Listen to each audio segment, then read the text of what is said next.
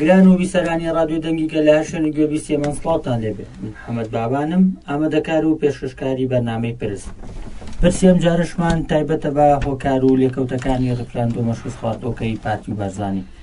بۆ قسەکردن لەسەرم پرسەش میوانداری ڕۆژنامەنووس هێمن مامەدمان کرد. هەواڵی من بەخێر بێت. سڵاتان لێبێ هەواڵ محەممەد، سڵاو لە تۆ لە تەواوی بیسەرانمان لە خەباتی حەق و خەباتی کەموێنێ و بێوەنەی گەریلە ئازادی خوازەکانی کوردستان. سڵاوم بۆیان هەیە و بە هیوای سەرکەوتن. زۆر سپاس. گەر بپرسم ڕفراندۆم بۆچی کرا و ئامانج لێ چی بوو، یاخود دەتوانین کارێک بۆ پرسی ڕفراندۆم خۆش چییە و بەڵام لە باشووری کوردستان بۆ کرا و ئامانج لێ چی بوو؟ بۆ مەسەلەی ڕفراندۆم یان هەر بابەتێک کە لە نێو گەلێکدا یەکلا بێتەوە ئەمە مافی هەموو گەلێکە بەڵام دەبێ ئەمە زەمینە سازی بۆ بکەیت، دەبێ ئامادەکاری بۆ بکەیت و کێشەی ئێمە وەکو کورد ئەوەندەی کە کێشەیەکی سیاسی، کێشەیەکی کۆمەڵایەتی، کێشەیەکی جیهانیە، ئەوەندە کێشەیەکی با بڵێن نەتەوەی نییە. ینی بەم شێوە لە چوارچەوەی نەتەوە بۆ مانایی کە ئێمە لە نێو دەوڵەتێکدا دەوڵەتێکمان هەبێت و ژیان بکەین. چونکە گەلی کورد بە درێژایی مێژوو گەلێکە باوەڕی بە پێکەوە ژیان هەیە، باوەڕی بە ئازادی گەلان هەیە و مثلەن گەتەمەشا بکەین خەباتی پەکەکە قۆناغێک لە قۆناغەکاندا بۆ خەباتی دەوڵەتێکی نێتەوەیی بوو. بەڵام دوای ئەوەی کە هەڵسەنگاندن کرا کە ئەوەی کە ڕێبەرەوە زەلان و ئەوەی کە ئەمڕۆ لە ڕۆژئاوای کوردستان کە کاری لەسەر دەکرێت کۆنفیدرالیزمی نێتەوەیی یان پێکەوە ژیانی گەلان بەو ئامانجە تێدەکۆشێت. چونکە گەلی کورد وەکو گوتم یعنی ئەوە کێشەکان کێشەیەکی سیاسی و کۆمەڵایەتی و کێشەیەکی جیهانیە، بەقەت ئەوە کێشەیەکی ئەمە نامانوێت مەسەلەن لە چوارچێوەی دەوڵەتێکدا وەکو دەوڵەتی تورک تەمەشا بکەین ئەمڕۆ کە دەوڵەتێکی نەژاد پەرستە مەسەلەن زۆربەی تەمەشا بکەین وڵاتان دەوڵەتیان هەیە بەڵام گەلانی ئەم وڵاتە بە ئارامی ناژین، لە قەیراندا دەژین، لەو پەڕی نەهامەتی دەژین، جیاوازێکی زۆر هەیە و ئەم مەسەلەی دەوڵەت نەتەوە ئەمە سەد ساڵێکە سیستەمی سەرمایەداری و کاپیتالیزم و نیو لیبرالیزم و ئەمانە هێنایەنە ئاراوە جینا گەر تەمەشای بکەی بە درێژایی مێژوو بە تایبەتی لە گەلانی میزۆپۆتامیا و لە چیای زاگرۆس و لە ڕۆژهەڵاتی ناوەڕاست و هەتا لە ئەوروپاش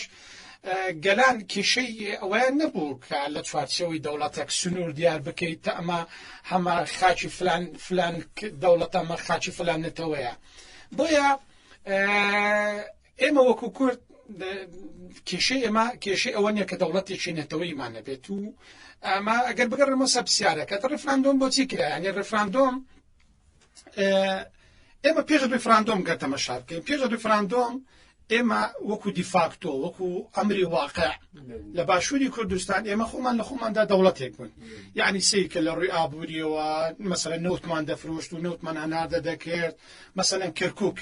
کەرکووکە یەکێکە لەو شارانەی کە بە درێژایی دانووسانەکانی کورد بە درێژایی خەباتی کورد لەسەر کەرکووک بووە. بە هەزاران شەهیدماندا لە پێناو کەرکووک. بەڵام تەمەشا بکەین لە دوای 2003ەوە ئۆتۆماتیکیان کەرکووک گەڕابووە سەر دەسەڵاتی کوردی. پارێزگار کورد بوو، سەرۆکی ئەنجومەنی پارێزگار کورد بوو، تەندروستی لە دەست کورد بوو، پۆلیس لە دەست کورد بوو، ئەمنیەت لە دەست کورد بوو. بەڵام دیسان سیاسەتی هەڵەی پەدەکەوێنەکە وایان کرد بوو کە دوو ئەمنیەت هەبوو لە شارەکە و مەلملانەیەکی قوڵی حیزبی هەبوو، هەمیشە کەرکووچەکان بە ئارامی نەدەژیان. بۆیە ئێمە لە باشووری کوردستانیش ئۆتۆماتیکیان مامەلەی دەوڵەتێکمان لەگەڵ دەکرا و بەپێی دەستور بۆ یەکەم جار لە عێراق یعنی بە درێژایی مێژووی دەوڵەتی عێراق لە ساڵی 1920 بۆتە بە دەوڵەت و چەندین ڕژێمی یەک لە دوای یەک هاتوون بەقەت ئەوەی کە لە 2003 مافی گەلی کورد لە دەستور چەسپێنرا یعنی تۆ وەکو هەرێمێکی فیدراڵ لەلایەن حکوومەتی عێراقەوە بە دەستور تۆ دانت دانرا بوو واتە ئێمە گەلێک بووین نەتەوەیەک بووین لە باشووری کوردستان دەوڵەتێکمان هەبوو ببوو بە دیفاکتۆ ببوو بە ئەمری واقع ئۆتۆماتیکێن ببووین بە دەوڵەت بەڵام پلانی داگیرکاران پلانی دوژمنان هەمیشە بۆ ئەوەیە کە گەلی کورد بە ئارامی نەژێت بۆیە هاتن لە ڕێی جێبەجێکارەکانیان چونکە ماڵی بارزانی بە درێژایی مێژوو جێبەجێکاری ئەجندەی دوژمنان و داگیرکاران بوونە هاتن بە پلانێکی ئیقلیمی و بە پلانی ئەردۆغان و دەوڵەتی داگیرکاری تورکیاوە و چەند وڵاتێکی سونەمەسەبی تایفی نەژادپەرست هاتن ڕفراندۆمێکیان بە ناوی مەسعود بارزانی کرد بۆ ئەوەی کە ئەو بیانوو بدەن بە حکوومەتی عێراق و بیانوو بدەن بە وڵاتانی ئیقلیمی کە ئەو هەرێمەی هەیە تێکی بشکێنن سەرئەنجامیش پلانەکەیان بەداخەوە سەری کرد لە ڕێگەی جێبەجێکارەکانیان کە مەسعود بارزانی بوو بەهۆی بە بیانووی ئەنجامدانی ڕێفراندۆم حەشدی شەعبی هات 150 خاچی کوردستانی لەدەست کوردان وەرگرتەوە و بەداخەوە هەموو ئەوانەی کە ڕێفراندۆمیان بە مەسعود بارزانی کرد دوجار پشتیان تێکرد بە تایبەتی دەوڵەتی داگیرکاری تورکیا و گاڵتەیان پێکرد و پشتیان تێکرد هیچ پشتگیرییان نەکرد سەرئەنجامدا بینیمان ڕێفراندۆم بووە هۆکاری ئەوەی کە 150 خاچی کوردستان لەدەست کورد نەمێنێ و هێزی سیاسی قووەتی سیاسی کورد لە بەغدا و لە ناوچەکە ئەمڕۆ دوای ڕێفراندۆم دوای ئەو شکستە کورد یعنی دوای 7 ساڵ ئێمە لە ئەنجامدانی ڕێفراندۆم هێشتا گەلی کورد ڕاز نەبۆتەوە و هێشتا بازی ڕێفراندۆم دەدات و هیچ ئاسوەیەک پەنجەرەیەک نییە بۆ ئەوەی کە گەلی کورد ئایندەیەکی نزیکدا بتوانێت خۆی ڕاستکات باری کەوتوی خۆی بیان ڕاستکاتەوە پێش ڕێفراندۆم هیچ بڕیارێک لە عێراق بەبێ کورد نەدەدرا بەڵام سەی دەکەین دوای ڕێفراندۆم هیچ بڕیارێک لە کوردستان بەبێ حکوومەتی عێراق دەرناچێت ئەمڕۆ دادگای فیدرالی قورجی کوردی گرتووە ڕۆژ بە ڕۆژ قوارەکەی بچوک دەکاتەوە یعنی سەیکەی ئێستاکە خەونی کورد لە دەوڵەت و لە نازانم ڕێفراندۆم و سەربەخۆی ئەمڕۆ هەموو دەستکەوتێکی ئەم دەسەڵاتە و هەموو مژدەیەکی خەڵکەکەی بۆتە ئەوەی کە ئایا موچەکە لە بەغدادیان نە کەواتە باسی ئەوەت کرد کە بەشێکی زۆر لە لایەن وڵاتانی ئەقلیمی و نێودەوڵەتی ڕێفراندۆمیان بە بارزانی کرد پێ دوایە لەم چوارچوەیە ماڵی بارزانی یاخود خودی مەسعود بارزانی بێئاگا بوو لەوەی کە ئەمە چاڵە و تێئەکەویان هەر خۆی خودی جێبەجێکارێک بووە پلانەکە هەبووە لە ڕێگەی جێبەجێکارەکانیانەوە بۆ نمونە ڕێفراندۆمیان نەخێر من پێم وان نییە پشتگیریەکە هەبێت و چکە مەسعود بارزانی لە لای سەرکردەکانی کورد مەسەلەن زۆرجار لێیان دەپرسین کە ئێوە بۆچی پشتگیری ڕێفراندۆمتان کرد دەڵێن کاکە گیان مەسعود بارزانی لە کۆبنەوەکان بە ئێمەی دەگوت 22 دەوڵەت ئۆکەی پێداوە بەڵام دوایی کە بۆمان دەرکەوت وان نییە واتە ئەم 22 دەوڵەتەی گوایە دیعایم بۆ دەکرد مەسعود بارزانی پشتگیری دەوڵەتی کوردی دەکەن ئەمە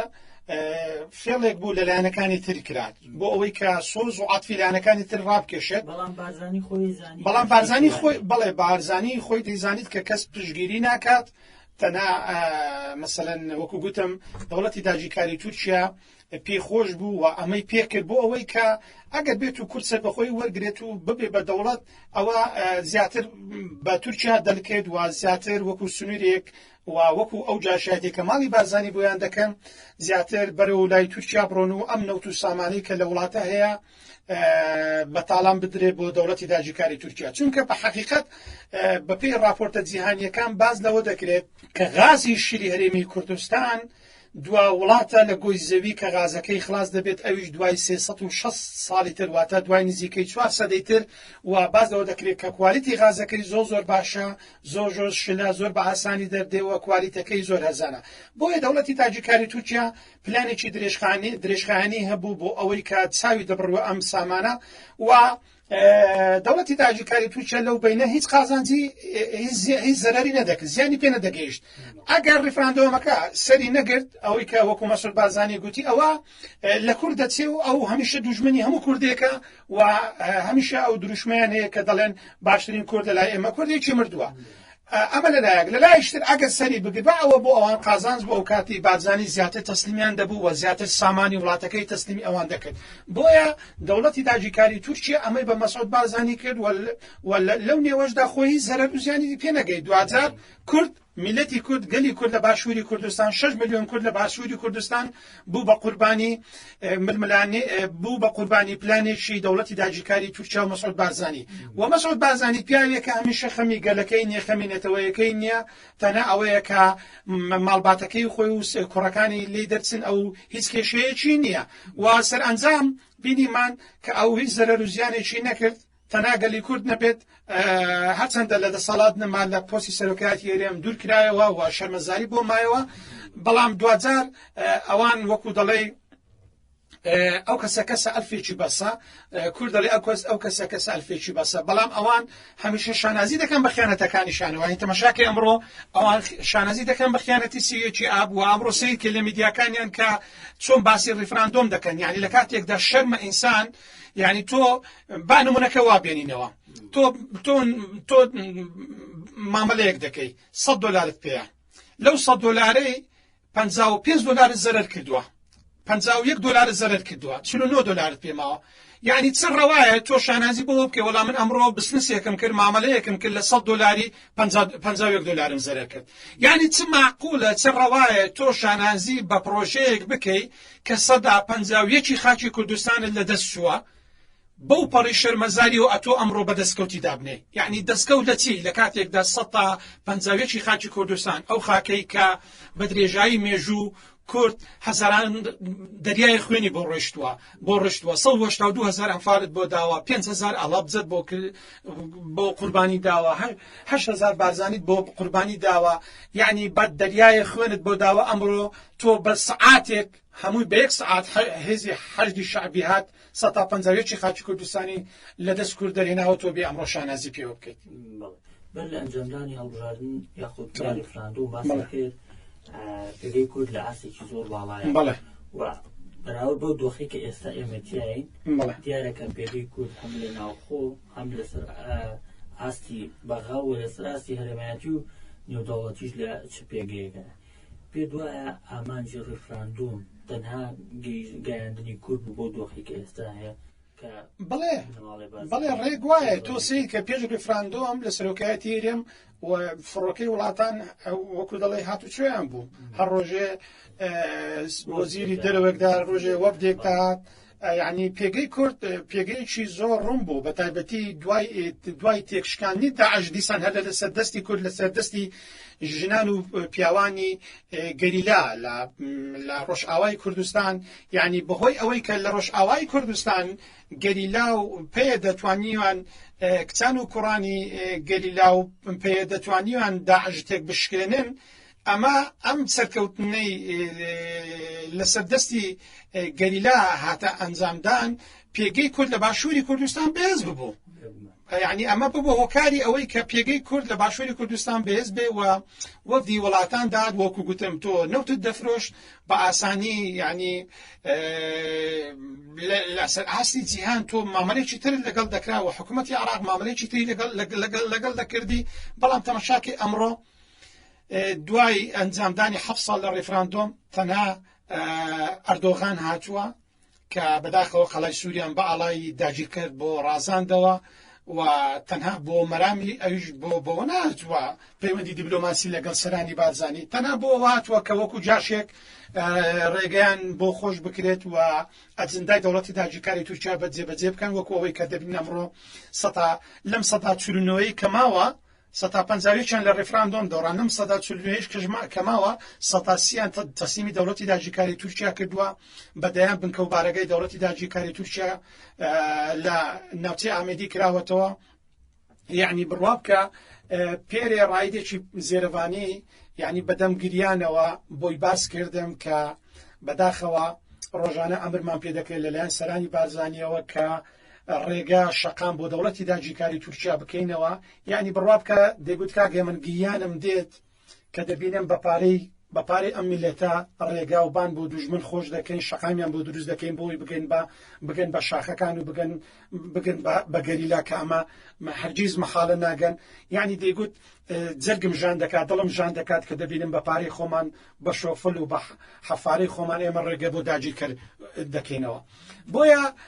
پێگەی کورد ئەمڕۆ پێگەیەکی زۆ لاوازە و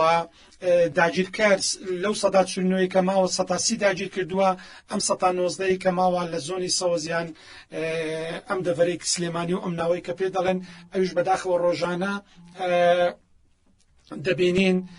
بە چاوساغی ماڵباتی بارزانی فڕۆکەکانی یان درۆنەکانی دەوڵەتی داگیرکاری تورکیا هەڵدەستێت دێت لێرە کچ و کوڕانی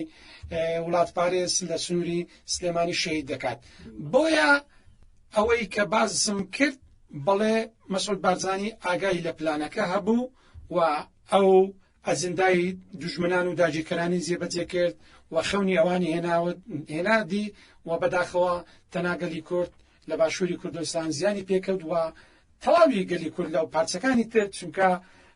پارچەکانی تری کوردستانیش دڵیان بەم قوارەیە خۆش بوو کە کورد پێگەیەکی بەهێزیە بێت بەڵام بەداخەوە ئەم قوارە ئەمڕۆ تەسلیم بە داگیرکەر کراوە و بۆ تا پێگەیەک بۆ لێدان لە پارچەکانی تری کوردستان. بەڵێکەوەتە لێکەوتەکانی ڕفراندۆچی بوو و ئەگەر ڕفراندۆ شکستە چێ بەرپرسە لەو شکستە پێت وایە ئەو دۆخێکی ئێستا ئێمە تەواو دەرەنجامی ڕفراندۆم و بەئەکید ئێمە دوای 7 ساڵ هەتاوەکو ئێستاکە ئێمە باجی ڕفراندۆم دەدەنەوە ڕەنگە دوای چەندی ساڵی تریش ئێمە گەلی کورد ئەم باجە بدات. یعنی تۆ سەیری کە ئەمڕۆ ئەی شکست چۆنە تۆ لە 100 خاچی کوردستان 151 لە دەستدەی ئەی شکست چۆنە. یعنی ئەمڕۆ گەلی کورد لە باشوور ئەوەندە ڕەزیل کراوە ئەوەندە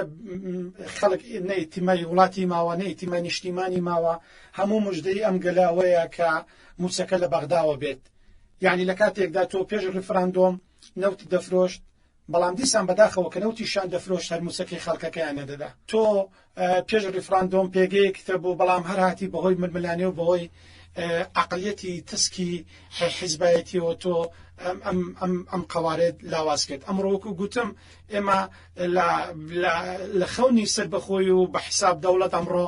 149 خاکت ماوە لەم 149 بووە بەدەیان پارچە 4 پارێزگامان هەیە هەر پارێزگایەک لەلایەن حزبێکەوە بەڕێوە دەچێت و حزبێک هەژمونگەرایی و دەسەڵاتی لەو لاشەوە پەروەردە دوێرانە سیلکی تەندروستی دوێرانە بەهۆی ئەوەی کە ڕۆژانە داگیرکار ژینگەکە دوێران دەکات سیر دەکەی هەزاران کەس لە باشووری کوردستان ڕۆژانە لە نەخۆشخانەکانی شێرپەنجە دەکەین پڕە لە منداڵ و ژنی کورد و لە پیاوی کورد کە هەمووی بەهۆی ئەم وێرانکردنی ژینگە و بەهۆی پیسبوونی ژینگە تووشی نەخۆشی شێرپەنجە بوون. ئەی ئەمانە هەموو شکستن. ئەی شکست چۆنە؟ یعنی تۆ 150 خاک لەسەر ئەنجامی عینادی تاکە سەرۆکێک لە دەست بدەیت. هەموو حزبەکان لە باشووری کوردستان بە پرسیارن بە تایبەتی مەسعود بارزانی چونکە مەسعود بارزانی پلانی داگیرکاری جێبەجێ کردبەوە و لایەنەکانی تریشی لە خشتە برد و لایەنەکانی تریش لەوە دەترسان کە ئەگەر بێت و بڵێن ئێمە لەگەڵ سەربەخۆی و ڕفراندۆم نیم ئەوە مەسعود بارزانی تەخوینیان کات و بە دوژمنیان ناوزەن کا بڵێ ئەمانە دوژمنی دەوڵەتی کوردین. لە کاتێکدا هیچ کەس دژی دەوڵەتی کوردی نییە و هەمومان حەزمان لێ دەوڵەتمان هەبێت هەمومان حەزمان لێ نیشتیمانێکمان هەبێت هەمومان حەزمان لێ لە چوارچەوەی پێکەوە ژیان ئێمە پێکەوە بژین و وەکو گوتم ئەم جارە دێڵێمەوە کێشەی ئێمە کێشەی دەوڵەت نییە چونکە دوجار بەم عەقلیەتە تۆ با دەوڵەتیش دەبێت دوجار ناتوانانی ئیدارەی بدەیت. ئێمە دەوڵەتێک بووین وەکو گوتم ببووین بە ئەمری واقع ببووین بە دیفاکتۆ بەڵام نەمانتوانی ئیدارەیەشی باشی بدەین و بەهۆی عینادی تاکە شەخص 150 یەکی خاکەکەت بەهۆی بێڕامانی و بێ فکر و فەلسفەی بەهۆی بێپەروەردەیی و بێ ئایدیایی بەهۆی بێڕێخستنی و بێ ئەوەی کە عەدالەتێک لە ئابووری و لە عەدالەتێکی کۆمەڵایەتی پەیڕۆکەی یعنی تۆ بێ ڕیفراندۆم بکەیت ئەوەش دەر ئەنجامەکەیتی بەبێ ئەوەی کە تۆ فکر و ڕامانێکتە بێت بەبێ ئەوەی فەلسفە و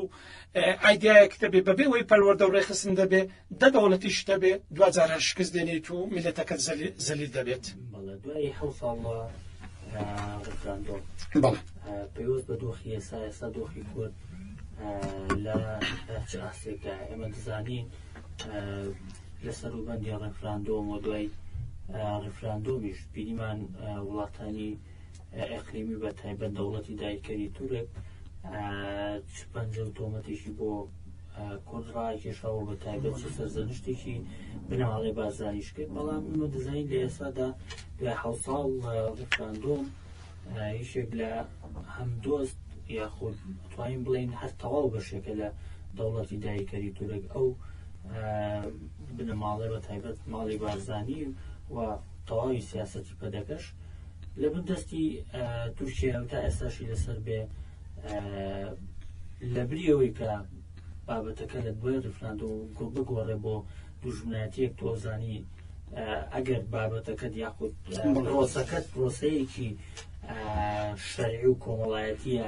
کە ڕیفراندۆمە ئەو بەو جۆرە مامەڵەت لەگەڵاکە بەڵام ئێستا دوای 7 ساڵەمە دەبینین لە بریەوەی کە تا ڕادەیەک ئەم پێویستە بە پەدەکە و ماڵی بارزانیەوە تا ڕادەیەک نەک هەر ئەوەی کە ڕوانینیان بگۆڕێ بۆ تورکیا دەبینی زۆر بەد لە ڕیفراندۆمیش هاوشێوی ئێستا پەدەکە ڕێک نەبوو لەگەڵ دەوڵەتی دایکەری تورکیا ئەمە چۆن خوێندنەوەی بۆ ئێستا دۆخی کورد بەداخەوە دۆخی گەلی کورد ئەمڕۆ لە دۆخێکی مەترسیدایە و لەژێر هەڕەشە و لەژێر هەڕەشی داگیرکاریدایە سەیکەی دەوڵەتی داگیرکاری تورکیا بە تەواوەتی هەژمونی لەسەر باشووری کوردستان بە تایبەتی لە ناوچەی بادینان بەهۆی ئەو چاوساغی و جاشادێکی ماڵی بارزانی بۆیان دەکات سەیتەڕەیان کردووە بەڵام گەلی کورد ئەم بارودۆخە تێدەپەڕێنێت و ئەوەی کە دەبێ بڕوات سەرانی بارزانین و هەموو ئەوانن کە لە هێلی خیانەتن گەلی کورد بە درێژایی سەدان ساڵە لەژێر حەژمونی داگیرکردایە بەڵام زمانەکەی ماوە بەڵام نەتەوەکە ماوە بەڵام خۆراگری ماوە ئێمە تەمەشا دەکەین لە ڕۆژاوای کوردستان ئەمڕۆ گەر بە نمونە بێنینەوە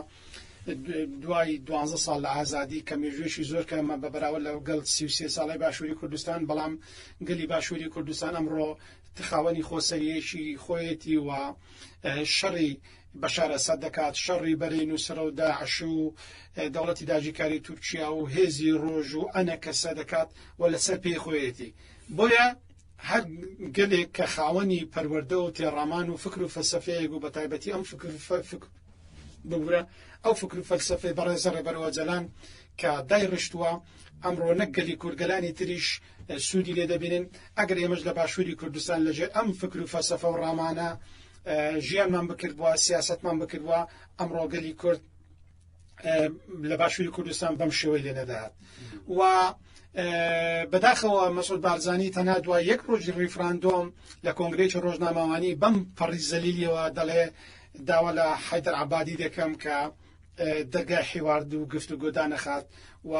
دەڵێت کە ڕیفراندۆم بۆ سەر بەخۆوی نەبوو لەولاشەوە کە لە کۆنگرە ڕۆژنامەوانی کە خۆمتانیش بووم بەکوم پێیان نێرێک نێچیروان بارزانی کە ئەو کاتە سەرۆکی حکوومەت بوو دەڵێ ئێمە ڕێز لە بڕیاری دادگای فیدرالی دەگرین و ڕیفراندۆم هەڵوەشایەوە و ڕیفراندۆم بۆ سەر بەخۆی نەبوو ئەی کەواتە ئەگەر ڕیفراندۆم بۆ سەر بەخۆی نەبوو ئەی ڕیفراندۆم بۆ خۆشگوزرانی گەلی کورد نەبوو ئەی بۆچی ماڵی کوردان خستە سەری خەڵکتان خستە قۆڕەوە و میلەتی کوردان چارەنووسی گەلێکتان بەم شێوەیە گەیان و دەمەیە ئەوەش بڵێم لە ڕاستیدا لەم ڕیفراندۆمە گەلی کورد گەلێکی لە باشوور گەلێکی هۆشیار بوو و هەموو هەموو دەیانزانی کە بارودۆخێکیان بەم ڕۆژە دەگات بۆیە زیاتر خەڵکەکە نەچوە سندوقەکانی دەنگان ئەوەی کە ماڵی بارزانی باسی دەکەن ١٩وەمانە ئەمە دوورە لە ڕاستی 120 خەڵکی بەشداری ئەم ڕیفراندۆمی کردووە لەم 120ش 170 بە بەڵێ دەنجی داوە واتە 170 لە 120ەکە دەریهێناوە نەوەکو لە 90 لە 100%. بۆیە گەلی کورد لە باکووری باشووری کوردستان گەلێکی زیندووە و ئەوەی کە ئەمڕۆ باست کرد یعنی تۆ دەبواە مەسعود بارزانی لە توای ئەم ڕیفراندۆمەدا دەرسی وەرگربووان بیری لەوە کردباوە کە مافی گەلی کورد لە چوارچەوەی پێکەوە ژیان لە دەستوری عێراق نزامن کراوە نەگەوەی کە ئەمڕۆ تۆ بڕۆی بۆ لای کەسێک کە دەستی داخکردووی ئەم ڕیفراندۆمە ئەردۆغان و ئاکەپە بە تۆی کرد کەچی ئەمڕۆ تۆ لەبری ئەوەی بگەڕیتەوە لەگەڵ عێراق ئەم سیاسەتە ڕاستکەیتەوە ئەم هەڵانە ڕاستکەیتەوە لەگەڵ حکوومەتی عێراق ڕێککەویتەوە تۆ بێت دەستی ئەردۆغان ماسکەیت لە کاتێکدا تا دوێنێ دەستی تۆی داخکرد. ئەمڕۆ تەواوی بادیدان تەسلیمی داگیرکرد کراوە کە ئەوە مەترسیەکی تر هەیە مەترسیەوەیە کە ئەم سەدا چونوێش کە ماوە حکوومەتی عێراق دوجار بە خیانەتی ئەوەی کە مەسعود بارزانی داگیرکەری هێناوەتە سەر خاچی عێراق و کرد دوجار ڕاستە ئەمە خاچی باشووری کوردستانە خالی خاچی گەلی کوردە خاچی ئێمەیە بەڵام لە چوارچەوەی دەستور لە چوارچەوەی یاسا هێشتا ئێمە بەشێکین لە عێراق بۆ ئێمە ترسیەوە هەیە سبەی یان لە ئایندەیەکی نزیکدا دادگای فیدرالی ئەم سەدا چلونوێش ئەم قەوارش هەڵبۆشێنێتەوە ئەم سەدا چلونوێش بە تۆمەتی خیانەت مەسعود بارزانی و سرانی کورد بدا بە دادگا و ئەم سەدا چلونوێش حکوومەتی عێراق دەستی بە سەدا بگرێتەوە و باز لەوە دەکرێت کە پلانێکی و ئاوا هەیە ئەردۆغان لەگەڵ حکوومەتی عێراق بیەوێت کە ئەم سەدا چلونوێی کە ماوە لە دەستکوردی دەبێنێت یان خۆی بمێنێتەوە یان تەسلیمی حکوومەتی عێراقی کاتەوە. بەڵێ کەواتە هەڵدان لەسەرەوەی کە ئەو دۆخەی کە ئێستا لە باشوور هەیە هەم لە ڕووی پێگەی سیاسی و لە ڕووی دۆخی دارایی و ئابووری هاوڵاتیان هۆکارەکەی بنەماڵی بارزانی بەعکید بنەماڵی بارزانیە خودی مەسعود بارزانی و نەوەکانێتی ئێستا ئێمەش لە سەروبەندی بەڵێشی هەڵبژاردنداین و هەڵبژاردنێکی پێشە کەواتە هاوڵاتیان چۆن ئەتوانن ئەو بارە لارەی کە بەهۆی ئەم سیاسەتە هەڵانەی کە دەکەن لە بەحسابی خۆیان کە لە دەسەڵاتدا بوون و ئیتر زویر و بە کۆمەڵێک دیکە پێشتوونەتە ئەو پێگەیە بیریمان ئەو نەهامەتیان بۆ گەلی باشووری ناوەکاتە لەم هەڵبژاردنێدا هاوڵاتیان چۆن نەتوانن تعویزی ئەو باکی دیارە خۆشبەختانە ئەمڕۆ یەکەم ڕۆژی بانگەشی هەڵبژاردن دەستی پێ کردووە و سەرانی پارتی بارزانی زۆر هەوڵیاندا کە ئەم هەڵبژاردنە نەکرێ و 5 جاریان دواخست و ئێستاش دەوڵەتی داگیرکاریان هێناوە دەیانەوێت پشێوی بخەنە باشووری کوردستان بە تەواوەتی و هەڵبژاردن نەکرێت چونکە دۆخیان زۆر خراپە چونکە ئەوان دەبێ بازی ئەم ڕیفراندۆمە بدەن و گەلی کورد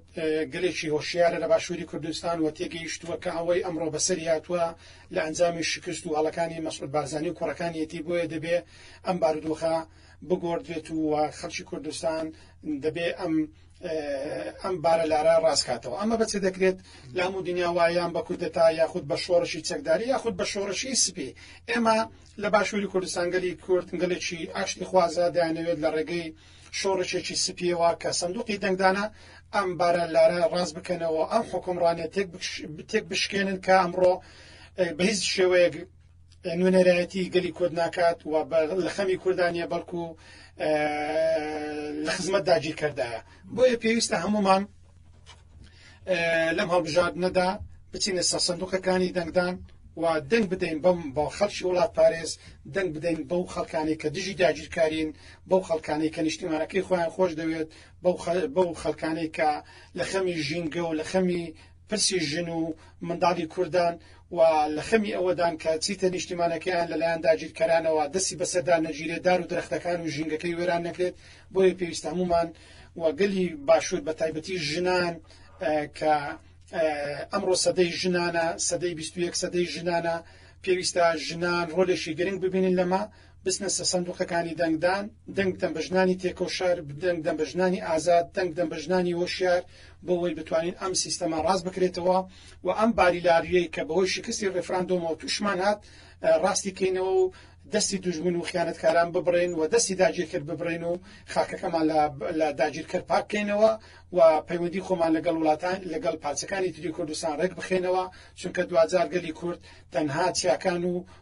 براکانی بەکەرچی دێن. دوای پەیامی من ئەوەیە جارێشت دەیلەمەوە هیوادارم خەڵکی باشووری کوردستان وان نەڕوانن کە ئەم خاکە خاچی ماڵی بارزانی جێبەجەکارێکی داگیرکارانن ئەمڕۆ یاخود سبەی دەبێ بڕۆن بۆیە پێویستە هەمومان نیشتیمانی خۆمان خۆش بووێ هەمومان دژی داگیرکاری بۆستینەوە هەمومان هۆشیار بین هەمومان ژینگەی کوردستانمان خۆش بێت و ئەو نەمامەی کە دوژمن ئەگەر بێت و نەمامێک دەبڕێتەوە نەمامێک دەسووتێنێ ئێمە لە بڕی ئەوە دەنەمان بچینین و پشگیری لە گەریلاکان بکەین چونکە ئەوان لە سەرخەباتێکی ڕەوان و ئەوڕۆ ئەوان دیفاع یاخود پارێزگاری لە شووناسی کورتان دەکەن چیتر وەکو داگیرکەر و وەکو پارتی بارزانی بیر نەکەنەوە گەریلا چی دەکات لە سەرخاکی باشووری کوردستان چونکە دوژمن و داگیرکار ئامانجەکەی بەتەنیا گەریلا نییە بەڵکو لە باربردنی خەونی کوردانە داگیرکردنی هەموو خاکی کوردستانە بۆیە چیتر دەبێ واست بێنە لەم عقلێتە و پێمان دەبێت دڵنیا بینەوەی و پێمان وابێ کە گەریلا دیفاع لە خاک و شووناسی کوردان دەکات و خەباتێکی ڕەوا دەکات لەسەر خاک و ئاو نیشتیمانی خۆی. سپاس بۆ ئێوەش هیوادارین خزمەتێکمان بە گوێگرانی ئازیز کرد بێت و بژی کوردستان و بژی گەریلا. زۆر سپاس بۆ سەرمابوون تا پرسێکی دیکە ئاسوودە بێت.